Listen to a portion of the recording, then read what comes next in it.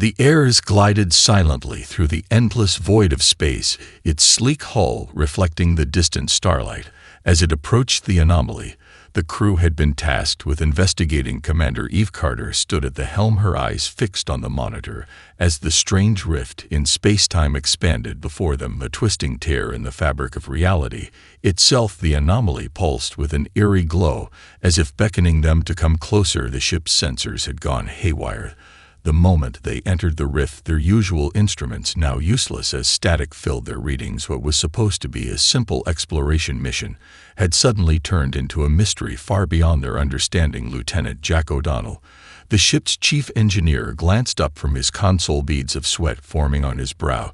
As the ship shuddered slightly from the gravitational distortions the anomaly was causing. "We've never seen anything like this," he said, his voice tinged with both awe and unease. "The coordinates we received don't make any sense. This place shouldn't exist. It's like some kind of spatial paradox."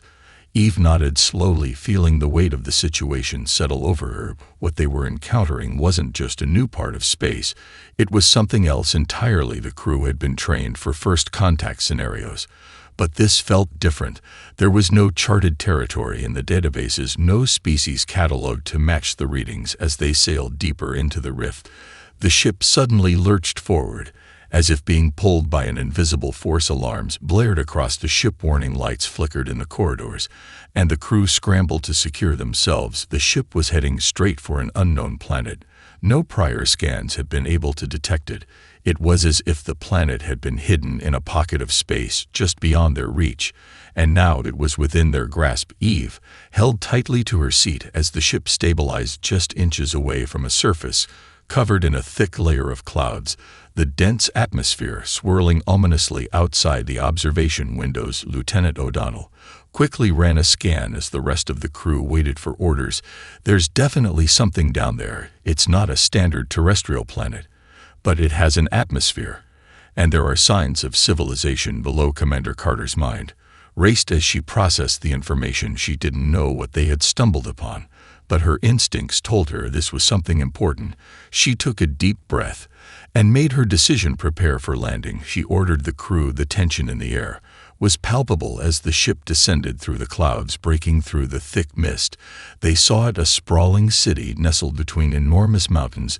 The architecture was unlike anything they had seen before, strange towers of polished stone reaching high into the sky, glowing with soft light. The city was pristine, almost too perfect to be real. The planet was beautiful and serene in a way that felt foreign to the human crew. There was no sign of war, no evidence of the kind of destruction they were used to seeing on newly discovered worlds. Everything seemed untouched by conflict, as if this place had been frozen in time. But as the air settled gently on the surface, a strange signal cut through the static on the communications channel, a message written in a language the crew had never encountered, but it carried a strange sense of familiarity.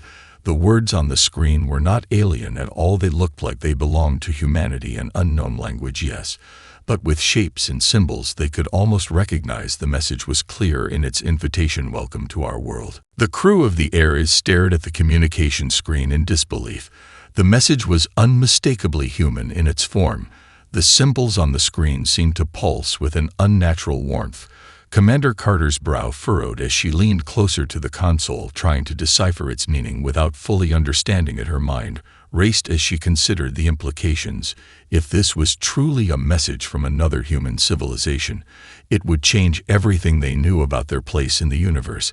The captain looked up at her crew. The atmosphere in the control room was thick with anticipation. "Get a translation on this," she ordered. Lieutenant O'Donnell immediately began running the message through the universal translator. Though it struggled to make sense of the alien syntax, it began to form the outlines of something coherent. The words were a jumbled mix of familiarity and strangeness, but the meaning was undeniable. It read, "Welcome to our world, travelers. We have been waiting for you for a long time." Carter's heart skipped a beat as she exchanged a glance with O'Donnell. The words seemed too precise, too deliberate, like they had been anticipated for centuries. A feeling of unease settled over her. This wasn't just a simple message, it felt like a preordained meeting, a carefully planned encounter, as if they had always known they would come. The translation was far from perfect, but it conveyed a strange hospitality. The Erythians, as they would come to call themselves, appeared to be offering the humans a warm welcome. The crew prepared to leave the ship and make first contact with the inhabitants of this mysterious world. The planet's surface was a paradise of rolling fields of lush green grass and towering trees with skies of brilliant blue, and no sign of pollution or industrialization. It was the kind of place that seemed to be untouched by the hand of war or greed. As the Ares crew set foot on the soil, the gravity of the situation weighed heavily on them. This was an uncharted world, an unknown species, and yet they felt an undeniable connection to this place, as though it were a distant mirror of Earth. The humans were led through winding paths lined with strange crystalline flowers and monuments to a society far older and more advanced than their own. A group of beings awaited them at the city gates. The Erythians stood taller than humans, with long flowing hair that shimmered under the sunlight. Their features were delicate and otherworldly, yet there was something hauntingly familiar about them. Their faces held an expression of wisdom, but also caution, as though they were seeing the humans for the first time in ages. They wore long robes of an iridescent material that seemed to glow in the light. The leader of the group stepped forward and addressed Carter in perfect English, though with an odd cadence. "Your arrival was foretold," she said with a soft voice full of both reverence and mystery. "We have waited for you to come to us for many lifetimes." As though the words were etched into her soul, Carter felt the weight of the statement. As the Erythian woman's eyes locked onto hers, it was as if they had been expecting them all along, and yet no one had any answers as to why this was happening. The rest of the crew stood in awe at the sight of the Erythians. Their calm demeanor and elegant movements spoke of a culture so in tune with their environment and their society that it seemed beyond reach, a peace that seemed unnatural in its perfection. The humans could sense the unease building within them, the subtle hint of something not quite right beneath the surface of this utopia. They had stumbled upon. Carter took a cautious step forward, extending her hand to the Erythian leader, who regarded her with curiosity and something deeper, an understanding that sent shivers down her spine. They had expected humanity's arrival, but what did that truly mean? As the humans exchanged wary glances, the Erythian leader, whose name was Lyra, stepped closer, her silver eyes scanning each member of the crew with an intensity that felt both personal and calculating. Commander Carter extended her hand slowly, mirroring the gesture of peace, though her instincts told her to remain on guard. Lyra hesitated only briefly before taking Carter's hand, her touch light but firm, as if testing the humans' resolve. "We welcome you, travelers," Lyra said softly, her voice almost melodic. "You have come at a time we have long foreseen. Our world has awaited this moment, though not without its trials."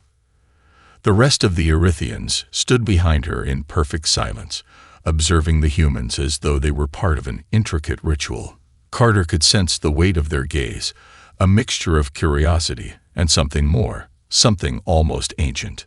"We are honored by your arrival," Lyra continued, "but I must ask, are you prepared for what you might find here?" The question hung in the air like an unspoken challenge. Carter hesitated, unsure of how to respond. She had expected a greeting, perhaps a display of technological advancements or some demonstration of their knowledge, but not this cryptic tone. The Erythians seemed to regard their world with reverence, but there was something about their perfection that made Carter feel uneasy. "Prepared for what?" Carter asked cautiously, though her voice betrayed the uncertainty gnawing at her. Lyra smiled, though it was a smile that did not quite reach her eyes. "For the truth of our existence, for the history of our people, and for what we have chosen to leave behind. Our world is one of harmony, but harmony was not always our way." The crew exchanged uneasy looks. Harmony. Perfection. Everything about the Erythian society seemed pristine, untouched by chaos or struggle. The city stretched out before them, towering structures of shimmering stone and luminous gardens, but Carter couldn't shake the feeling that something was missing. In all their years of exploration, they had never encountered a species that had achieved this level of peace without some cost. There was a hidden narrative, a history that wasn't being told. The humans were led through the city to an impressive structure at the center, a temple of sorts, though it lacked the traditional markings of religious architecture. Instead, it seemed more like a monument to knowledge, with murals that depicted grand scenes of Erythian history. However, as Carter looked closely, the images seemed oddly selective, portraying a civilization that had achieved peace almost overnight, without struggle, without the cost of conflict or rebellion. They were shown to a large hall within the temple, where rows of Erythians sat, observing the newcomers with a calm, almost detached curiosity. Carter noticed that their expressions were all strangely similar, almost too perfect, too serene. There was no sign of dissent, no sign of emotion beyond what seemed like a controlled calm. It was as though they were all part of one unified mind, a single collective consciousness. It was not always this way, Lyra said again, as though reading Carter's thoughts. Our world was once torn apart by war, by division. We have chosen to transcend those conflicts, to build a society free of the mistakes that once plagued us. How did you achieve this? Carter asked, unable to hide the skepticism in her voice. Lyra's smile faltered for the briefest moment, as though she was not entirely certain how to answer. Through unity, she said softly, through the erasure of discord. The word sent a chill down Carter's spine. Erasure. Was this the price of their peace? Had the Erythians simply eliminated the parts of their society that refused to conform to their vision of perfection? Carter found herself questioning the authenticity of the harmony she saw before her. Could a society that had never known struggle truly understand the value of peace, or was it simply an illusion, crafted, controlled, and ultimately fragile? The humans were led deeper into the temple, their minds reeling with more questions than answers. What was the true cost of Erythian peace? What had they left behind to achieve such perfection, and was it worth it? As the crew followed Lyra, they couldn't help but wonder if the answers they were seeking would come at a price they weren't prepared to pay. As they ventured deeper into the temple, the humans could feel an overwhelming sense of silence pressing against them, an unnatural stillness that filled the air. The halls were immaculate, the walls adorned with scenes of triumph, unity, and progress. Yet Carter couldn't shake the nagging suspicion that these murals were too perfect, too polished, hiding something that no one was willing to talk about. Lyra led them to a chamber that seemed almost untouched by time. In the center stood a large, circular structure, its surface gleaming like polished glass, though it wasn't a material the humans recognized. Surrounding it were rows of Erythians, their faces serene, their eyes fixed on the central device. It was quiet here, but not the peaceful quiet of a calm environment. It was the kind of silence one felt when something crucial was being withheld. This is the core, Lyra said, her voice soft, but with an edge of reverence. It is what has made our society what it is today. The humans exchanged glances, the word core resonating in their minds.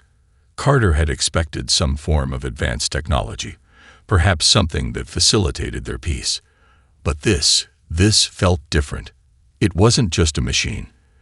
It felt alive, as if it had a presence all its own. What does the core do? Carter asked, her voice wary but curious. It is the key to our harmony, Lyra answered, her gaze lingering on the device. It guides us, shapes us, ensures our unity. Without it, we would have fallen into chaos, as we once did. There was a heavy pause. Carter looked at the crew, their faces reflecting the same sense of unease. The idea of a device controlling a society, shaping thoughts, actions, lives, seemed alien to everything they believed in. And yet, the Erythians spoke of it as though it were a blessing. Control, O'Donnell asked, his voice quiet but with an edge of suspicion. Lyra's expression remained unchanged. Not control, she said slowly, guidance. The core ensures that we are never torn apart by the divisions that once plagued us. It keeps us focused on what matters, our collective survival, our unity. But at what cost? Carter interjected, her tone sharp. The words felt like they had been clawing at the back of her throat ever since they arrived. What does this unity cost you? Lyra's gaze shifted, and for the first time, Carter saw a flicker of something other than the serene calm that had defined the Erythians. A brief flash of uncertainty, of something buried deep beneath the surface. That is a question we no longer ask, she replied softly, almost as if the words pained her. A shiver ran down Carter's spine. The response was more revealing than it should have been. It wasn't the kind of answer that would settle any doubts. If anything, it opened a new avenue of concern. What had the Erythians given up in exchange for this perfect peace? Before Carter could press further, a loud hum filled the chamber, growing louder with each passing second. The core began to glow, its surface rippling as though something within was stirring. The Erythians around them remained still, their eyes closed, their faces expressionless. The humans exchanged uneasy looks, unsure of what was happening. Lyra raised her hand, signaling for silence. The room fell into an even deeper quiet. Then, without warning, the core pulsed, and a voice filled the chamber, deep, resonant, and strange. "The outsiders have come," it said, its tone both neutral and commanding. "They must be tested." The words hung in the air like a heavy fog, and for the first time since arriving on this world, Carter felt a deep sense of dread. The voice wasn't coming from any one person, yet everyone in the room seemed to hear it, as though it had emerged from the core itself. The Erythians remained still, their eyes now open, but their expressions were blank. "Tested," Carter whispered under her breath. "Tested for what?" Lyra's expression remained unchanged, but her voice, when she spoke, was filled with an emotion Carter hadn't expected. "Fear. The core will determine if you are worthy, if you can adapt to our way of life." The realization hit like a bolt of lightning. This was not just a peaceful society. The Erythians were not welcoming the humans as guests. They were testing them, deciding whether humanity could fit into their perfect, controlled world. The thought sent a chill down Carter's spine. They were no longer visitors. They were subjects in an experiment. And the test was about to begin. The chamber remained eerily silent as the voice from the core reverberated through the room. Carter's heart raced. She looked around at the crew, each of them visibly tense, as though they had been thrust into an unknown danger they could not yet comprehend. The Erythians, on the other hand, were unmoved, their faces as serene and unreadable as ever, but Carter saw a flicker in their eyes, a subtle hint that they knew something the humans did not. Lyra stepped forward, her eyes fixed on Carter. "The test is not to harm you," she said softly, though there was an unmistakable edge to her tone. "It is to ensure you understand our way, to see if your kind can truly live in harmony with us. Many have failed, but perhaps you are different." Carter clenched her fists, trying to mask the anger and confusion welling up inside her. She had expected challenges, yes, but nothing like this. Nothing that felt like an experiment. "What do you mean, failed?" she asked, her voice steady but sharp. "What happens to those who fail?" Lyra's expression didn't change, but Carter could see the faintest shadow of something, guilt, perhaps, cross her features. "They are reoriented," she said quietly, her gaze flickering toward the core as if seeking guidance. "Their memories, their desires, their very essence are altered so that they no longer pose a threat to our peace." The words hung in the air like a suffocating fog. Carter's mind raced. Reoriented. Was that what had happened to the Erythians? To all of them? Had they undergone a similar transformation to achieve their so-called harmony? She struggled to push down the growing horror that threatened to surface. If the core could alter memories, shape minds, and erase history, what kind of peace was it really? Was it peace at all, or a quiet, controlled existence where free will no longer existed? Before she could press further, the core pulsed again, its glow intensifying. The voice spoke once more, its deep resonance filling the chamber, sending a shiver down Carter's spine. The test begins. Your minds will be weighed. Your hearts will be measured. Lyra motioned for the humans to step forward. The test is simple, she explained, her voice now distant and almost ritualistic. You will each face a vision, a challenge to your beliefs, to your understanding of peace. The core will guide you, but you must walk through it on your own. One by one, the crew members were led toward the core, each stepping into a circular platform that had materialized beneath them. Carter went last, her nerves taut as a bowstring. As she stepped onto the platform, she felt a sudden wave of warmth wash over her, followed by a strange sensation of dislocation, as if the world around her was blurring, slipping away. For a brief moment, she lost all sense of time and space, the air thick and suffocating, her vision blurred, and when it cleared, she was no longer in the temple. She stood in a familiar place, a cityscape eerily reminiscent of Earth, though the buildings were strange, more alien in their design. The streets were empty, the sky cast in hues of violet and gold. The air felt heavy, oppressive. As she walked through the streets, she noticed something disturbing. There were no people, not a single soul in sight, and yet the city was perfectly intact, as though waiting for something, someone. Carter's footsteps echoed through the empty streets, her mind racing. Where was everyone? What had happened here? She turned a corner and saw a group of Erythians standing in the distance. They were facing away from her, perfectly still. She approached them slowly, her heart pounding in her chest. When she drew near, the figures turned to face her, but their faces were blank, expressionless, their eyes hollow. Their lips moved in unison, speaking words she could not hear. Carter reached out to touch one of them, but as her hand made contact, a surge of electricity jolted through her, and the figures evaporated into thin air, leaving behind only the haunting echoes of their unspoken message. Unity is the only path, the voice said again, the voice of the core. It was as if the very fabric of reality was bending, and Carter felt herself being pulled, dragged back toward the core. With a sudden lurch, the world around her shattered, and she found herself standing once again in the temple, her hands trembling. The others were still on their platforms, their expressions varying from shock to confusion. The test was over. Lyra stood nearby, watching the humans closely. "You have faced the test," she said, her voice soft, but laced with something Carter couldn't quite place. "But now you must decide. Will you accept our way of life, or will you leave this world and never return?" The weight of the question hung in the air like an unbearable burden. The humans had seen something unsettling about the core's true power, and now they had to choose. Submit to the Erythians' peaceful, controlled society, or walk away, uncertain of what dangers might await beyond the stars. Carter knew that this was not just a test of belief, it was a test of freedom.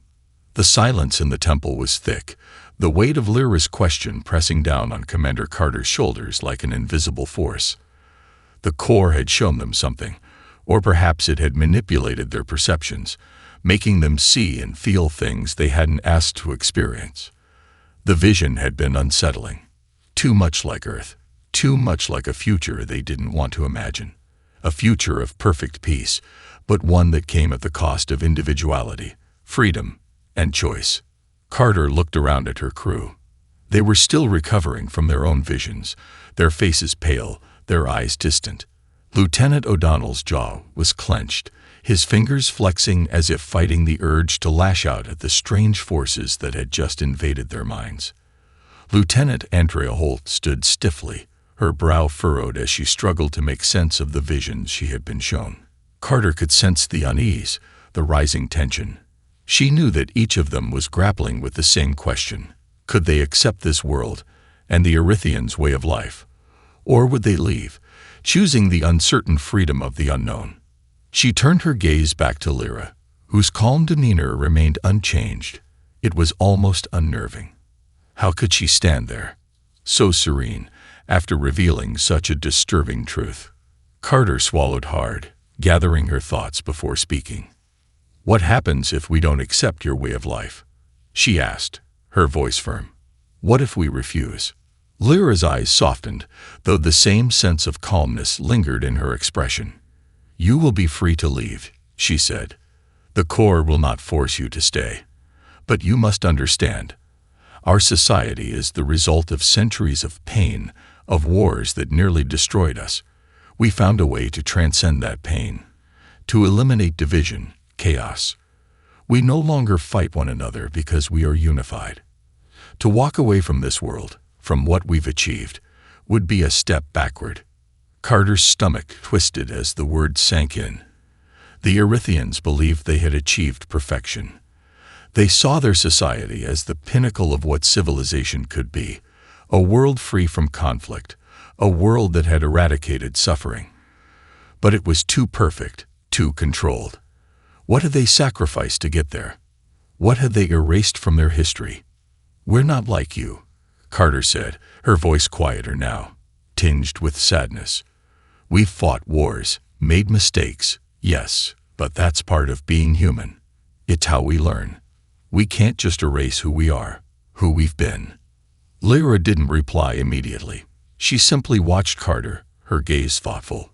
"Perhaps," she said after a long pause, "but can you say that your wars, your mistakes, have brought you peace? How many have died for your freedom? How many lives have been lost to the chaos you embrace?" The words stung, and Carter's chest tightened.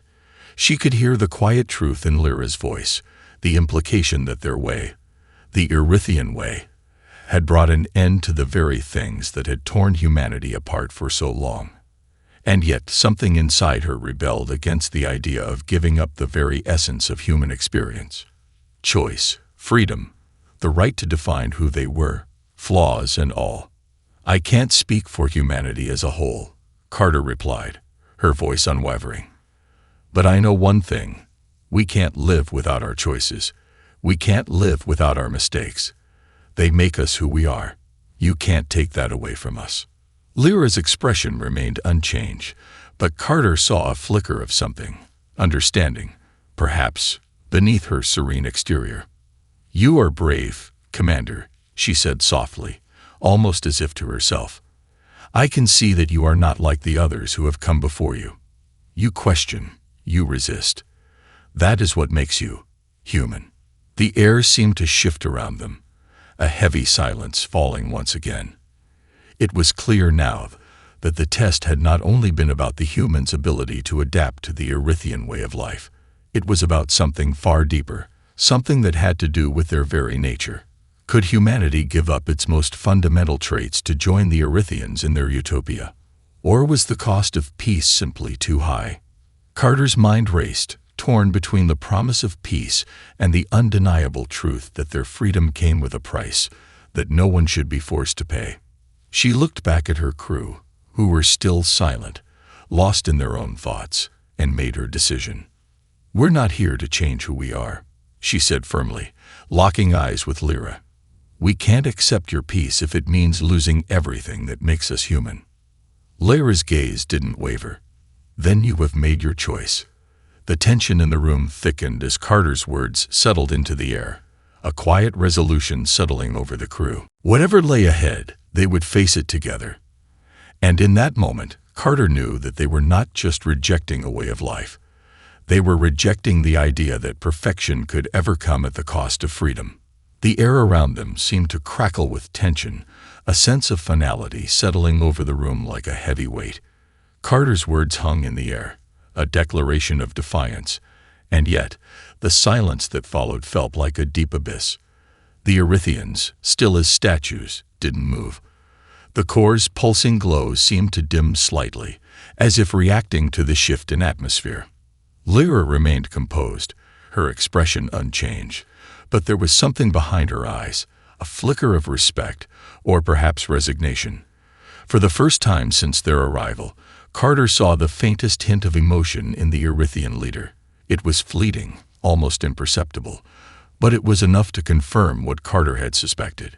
The Erythians had anticipated this resistance, and it had not come as a surprise. "You have made a difficult choice, Commander," Lyra said, her voice softer now, tinged with a sorrowful understanding. "But understand that your path will not be easy. We do not ask for your compliance. We ask for understanding. You are free to leave, but you will not leave unchanged." Carter felt a shiver run down her spine. She had expected Lyra to be angry, to issue some form of punishment, but instead there was an air of quiet sorrow in her words. It was as if the Erythians had already accepted that humanity could not, or would not, embrace their vision of peace. "We'll take our chances," Carter replied, her voice firm, but carrying an undercurrent of regret. "We'll face whatever the universe holds for us, but we'll do it on our terms, not yours." Lyra nodded slowly, the flicker of emotion fading from her eyes. "So be it," she said, her tone distant once again. "The Corps will allow you to leave, but know this, Commander, your kind's journey is a long one. You are still bound by your history, by your divisions. Until you learn to transcend those, your path will be filled with conflict. The universe is vast, but it is not kind to those who cannot learn." The room seemed to shift as Lyra spoke, the air thickening with a kind of inevitability. Carter could feel the weight of her words sinking deep into her chest. The Erythians believed that peace, true peace, was only achievable through unity, through the erasure of conflict, of diversity. But they were wrong. Carter couldn't help but think of humanity's history, of the moments when chaos and conflict had led to breakthroughs, to growth, to the very progress that made them who they were. Peace, yes, but not at the expense of everything that made them human. The Corps, now dimming even further, seemed to acknowledge the weight of the moment. It hummed, slowly fading into a low murmur.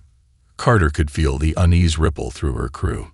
Each of them had experienced the test, had seen the potential cost of peace, and now they faced a decision that was more profound than any of them could have imagined. Lyra's gaze swept over the crew, her eyes lingering on each one of them, as if silently assessing their resolve. "You may leave now, but know this. You are no longer just visitors on our world. You are witnesses to a truth that cannot be undone. The Corps will remember your choice, as will we." The word sent a chill through Carter's bones. The Erythians were not threatening them. They were simply stating a fact. The Corps had recorded their decision, their rejection of Erythian peace, and it would carry that knowledge forward, forever altering the balance between their species. The chamber felt colder now, the weight of history and future consequences pressing down on them. Carter turned to her crew, who stood in a tense silence, each of them processing the gravity of the moment. O'Donnell was the first to speak, his voice low but steady. "So we leave. We find our way, as humans." Carter nodded, her gaze unwavering. "Yes, we walk our own path, and we'll make it count." The Erythians stepped aside, allowing them to pass, their faces as serene as ever. But now Carter could see the truth in their eyes. They understood the consequences of their actions, just as the humans did. The path they had chosen was one of uncertainty, of struggle, and of freedom.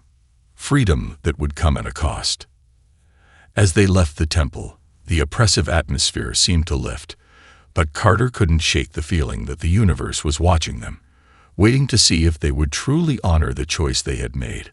The Erythians' peace may have been perfect, but it was a peace that demanded too much. And humanity would find its own way, embracing its flaws, its differences, and its contradictions, because in those very things lay the strength to face whatever lay ahead. The stars above felt a little brighter as they made their way back to the ship, but Carter knew that their journey was far from over. In fact, it was only just beginning. The crew walked in silence as they made their way back to the shuttle, the weight of the Erythians' world still pressing heavily on their minds. The planet's twin suns dipped below the horizon, casting the landscape in shades of gold and crimson, but Carter barely noticed the beauty of it. All she could think about was the choice they had made and the uncertain road that lay ahead. As they entered the shuttle, The familiar hum of the engines was a small comfort. O'Donnell took the pilot's seat without a word, and Holt sat down beside him, her hands resting on her lap, still lost in thought. Carter stood by the hatch, watching the crew as they prepared for takeoff. Her mind kept returning to the vision, the empty city, the hollow faces. The Erythians had offered them peace, but at what cost? Could they truly live in a world where choice was erased, where individuality was sacrificed for the sake of unity? The core had shown them that such a world was possible, but it was a world that was, at its core, empty. A part of her wanted to believe Lyra, to believe that the Erythians had found the key to true harmony, but Carter knew better. Peace had to come with freedom. The freedom to make mistakes, to grow, to change. Without that freedom, peace would only be a facade, a controlled existence that could never truly fulfill the human spirit. She felt a pang of sorrow for the Erythians. They had found a way to end the pain of their past, but in doing so, they had also ended something vital. It wasn't just the freedom of choice they had sacrificed. It was the human condition itself. The flaws, the struggles, the victories over adversity. They were all part of what made people who they were. "Commander, we're ready to leave." O'Donnell's voice broke through her thoughts. She nodded and took her seat beside him, glancing one last time at the planet below. The shuttle lifted off smoothly, and as they ascended into the sky, Carter looked out the viewport. The planet below grew smaller, the shimmering blue oceans and green landmasses fading into the distance. She wasn't sure if she would ever come back to this place, but one thing was clear: they had made the right choice. The journey back to their ship was long, but the quiet of the shuttle seemed to stretch on forever. There were no more words to say, no more questions to ask. They had all seen what the Erythians had to offer, and they had chosen to reject it. The universe, vast and unknown, was still theirs to explore. They were free. Carter leaned back in her seat, her thoughts turning to the future. The crew had chosen to keep their humanity intact. They had rejected the Erythian vision, but that didn't mean they were without hope. They would find their own way forward. They would take the lessons of the Erythians, their ability to create peace, to build a society, but they would do so in a way that honored what it meant to be human. The struggle, the failures, the triumphs, they were all part of the journey, part of what made the future worth fighting for. "We did the right thing," Holt said quietly from the back. Her voice was soft, but it carried the weight of what they had all been through. Carter nodded, her eyes closing as she let out a slow breath. "Yes," she said, her voice firm but filled with conviction. "We did." The stars outside the shuttle window seemed to shimmer more brightly now, the darkness of space stretching out before them like a canvas waiting to be painted. The future was uncertain, but they were ready. They were ready to face whatever challenges came next, armed with the one thing the Erythians could never give them: their freedom to choose.